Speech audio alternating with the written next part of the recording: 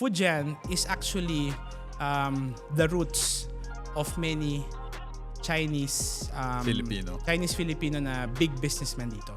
Sila Lu Xiotan, sila Henry C, dun sila galing talaga, Fujian province. And napuntahan ko mismo yung Fujian province, merong rebulto si Jose Rizal dun because Rizal traces his roots in the Fujian province. So yung sinasabi... Si mismong Rizal, Chinese? Oo. Yung sinasabi sa history na si Rizal is 15% Chinese, rooted siya sa Fujian province.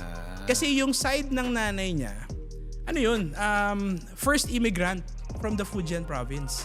Talaga? Yes, kasi ang nangyari ng... 15% lang? 25 siguro. Hindi, basta yung lola pa niya at lola niya sa mother side. Or lolo sa lola. Hindi yung basta mother side yung traces ng roots. Yung first Filipino migrant that came to the Philippines, actually doon na trace yung roots ni Jose Rizal. Talaga? Tapos may statue ni Jose Rizal? Yes. I've seen that firsthand. Ano yung tsura? Mga Pinoy? The usual Rizal.